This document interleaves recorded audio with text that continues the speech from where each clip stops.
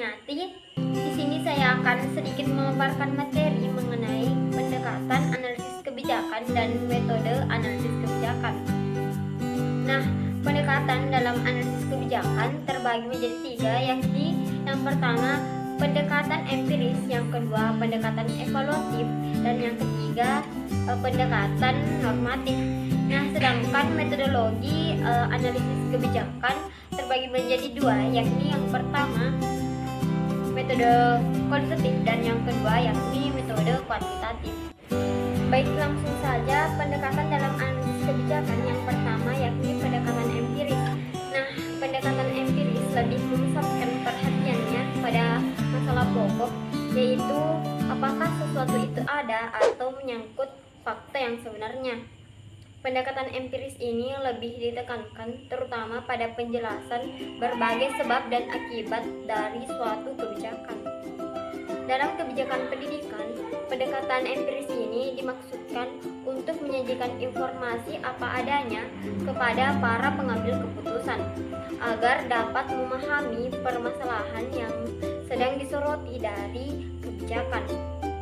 Nah, selanjutnya pendekatan yang kedua yakni pendekatan evaluatif. Nah, pendekatan evaluatif ini lebih memusatkan perhatiannya pada masalah pokok, yaitu berkaitan dengan penentuan nilai atau harga berapa nilai sesuatu dari berbagai kebijakan.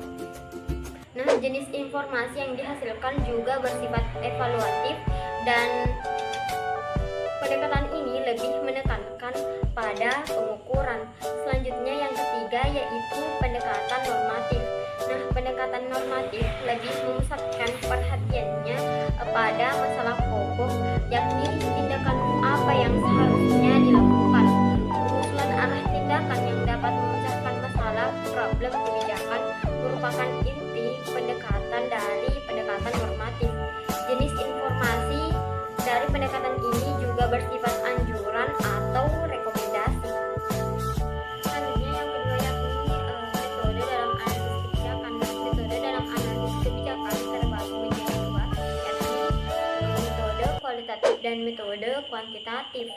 Nah, menurut Suryadi dan Pilar mengatakan bahwa hampir dapat dipastikan pendekatan dalam analisis kebijakan seluruhnya bersifat kualitatif, dikarenakan analisis kebijakan pada dasarnya merupakan suatu proses pemahaman terhadap masalah kebijakan sehingga dapat melahirkan suatu gagasan dan pikiran atau pemikiran mengenai cara pemecahannya.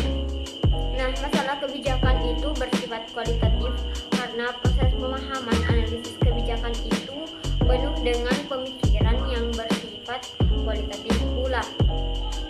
Nah, sedangkan metodologi kuantitatif lebih tertarik atau lebih ditekankan pada masalah kebijakan, pada pengukuran masalah kebijakan. Nah, untuk melakukan pengukuran secara objektif terlebih dahulu dijabarkan beberapa komponen masalah, indikator, serta variabel-variabelnya. Tujuan dari metode kuantitatif ini bukan menjelaskan suatu masalah, akan tetapi menghasilkan suatu generalisasi.